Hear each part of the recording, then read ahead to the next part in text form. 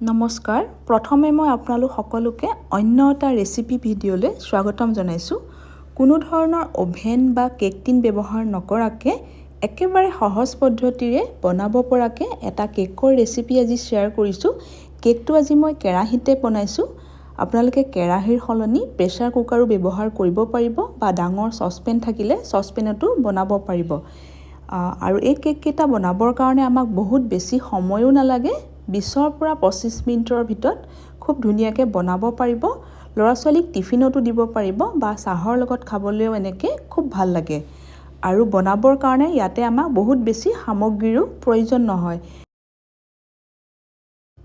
এতিয়া আহক আমি দেৰি নকৰি ৰেচিপিটোৰ ফালে আগবাঢ়ো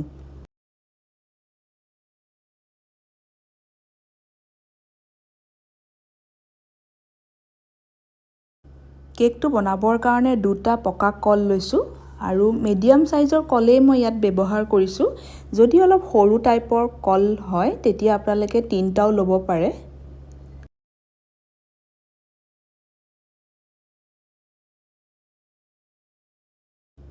এতিয়া প্ৰথমতে কল দুটা খুব মিহিকে ভাঙি লৈছোঁ কল দুটাত যাতে অলপো গোটা গোটা হৈ নাথাকে মিহিকে ভাঙি লওঁতে সেইটো খুব ভালকে মন কৰিব যদি আপোনালোকে বিচাৰে মিক্সিটো কল দুটা পিছি ল'ব পাৰে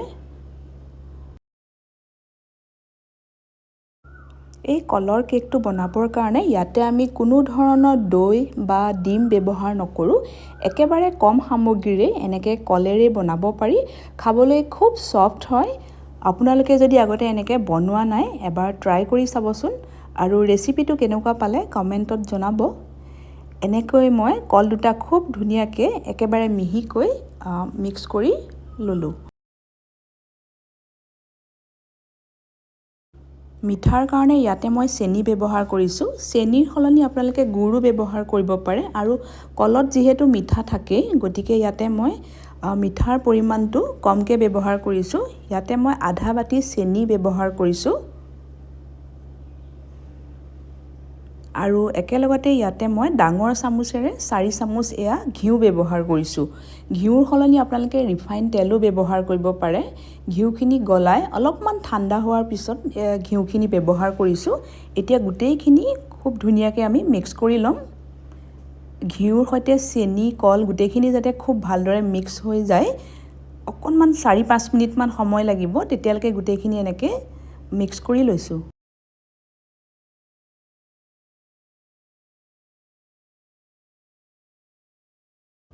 কেকটো বনাবৰ কাৰণে ইয়াতে আজি মই সৰু সৰু ষ্টিলৰ এয়া বাটি ব্যৱহাৰ কৰিছোঁ আপোনালোকৰ ওচৰত যদি কেকৰ টিন থাকে তেতিয়া কেক টিন ল'ব নহলে অলপ ষ্টিলৰ ডাঙৰ টাইপৰ টিফিন বাটি ল'ব পাৰে সৰু চচপেন তেনেকুৱাও ব্যৱহাৰ কৰিব পাৰে এতিয়া অকণমান এনেকৈ ৰিফাইন তেল সানি লৈছোঁ গোটেইকেইটা বাটিত তেতিয়া কেকখিনি উলিয়াবৰ কাৰণে খুব সহজ হয় বেলেগকৈ আৰু ইয়াতে পেপাৰ একো দিব নালাগে এনেকৈ সানি ল'লেই হ'ব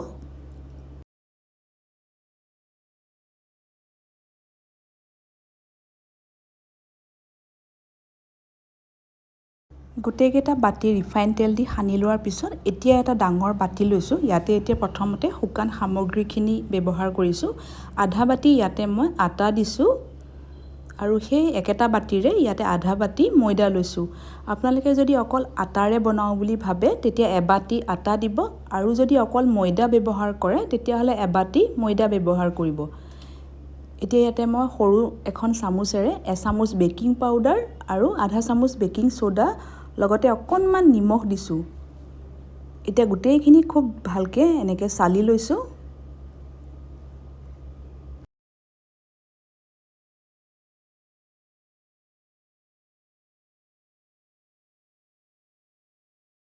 ভালকৈ গোটেইখিনি এবাৰ এনেকৈ মিক্স কৰি লোৱাৰ পিছত এতিয়া যিখিনি ঘিউ চেনি আৰু কল আগতে আমি ফেটি ৰাখিছিলোঁ সেইখিনি ইয়াতে গোটেইখিনি দি ল'লোঁ এতিয়া প্ৰথমতে আমি ইয়াত গাখীৰ ব্যৱহাৰ কৰা নাই ভালদৰে গোটেইখিনি এনেকৈ মিক্স কৰি লৈছোঁ অলপ অলপকৈ গাখীৰ দি এতিয়া অলপ ডাঠকৈ আমি বেটাৰটো ইয়াতে ৰেডি কৰিম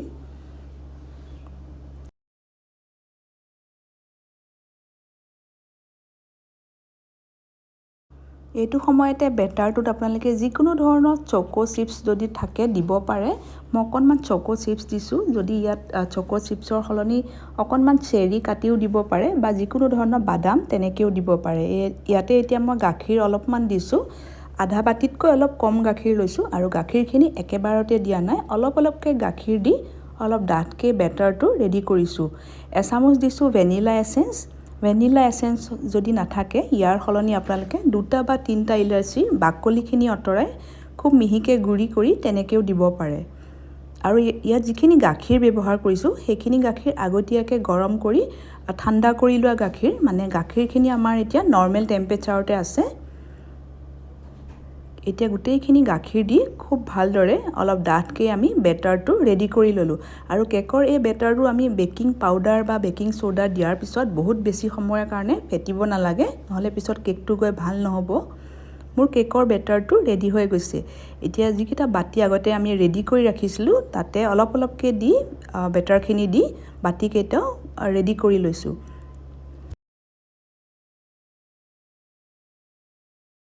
এতিয়া কেকৰ বেটাৰখিনি যেতিয়া এনেকৈ সৰু সৰু বাতি বা কেক টিনত দিয়ে তেতিয়া সম্পূৰ্ণ ওপৰলৈকে দিয়া নাই, সেইটো কথা মন কৰিব। এনেকৈ অলপ অলপ ৰাখি দিছোঁ কাৰণ কেকটো খুব ধুনীয়াকৈ ফুলে, গতিকে অলপ অলপ এনেকৈ আধালৈকে কেকৰ বেটাৰখিনি দিলেই হ'ব। আৰু ওপৰটোত অলপমান এনেকৈ চেৰি আৰু চকো চিপছ দি সজাই দিছোঁ। আপোনালোকে নিজৰ পচন্দ অনুসৰি যিকোনো ধৰণৰ ড্ৰাই ফ্ৰুটছ দিব পাৰে বা একো নিদিয়াকৈ প্লেইনকৈও ৰাখিব পাৰে। কেকটো আজি যিহেতু উইদাউট অ'ভেন আপোনালোকক বনাই দেখুৱাইছোঁ, কেকটো বনাবৰ কাৰণে মই এখন কেৰাহী ব্যৱহাৰ কৰিছোঁ।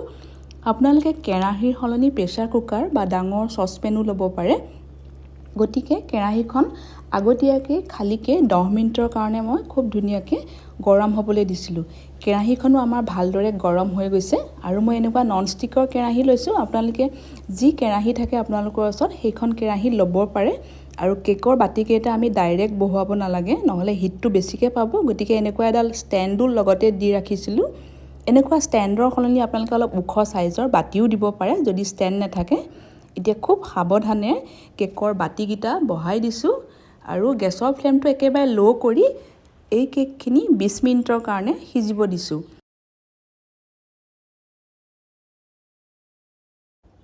এতিয়া মই কেককেইটা 20 মিনিটৰ পিছত চেক কৰিছোঁ। প্ৰায় 25 মিনিট সময় হৈছে। কেককেইটা চেক কৰিবৰ কাৰণে এনেকুৱা এডাল শলা ভৰাই চাইছোঁ।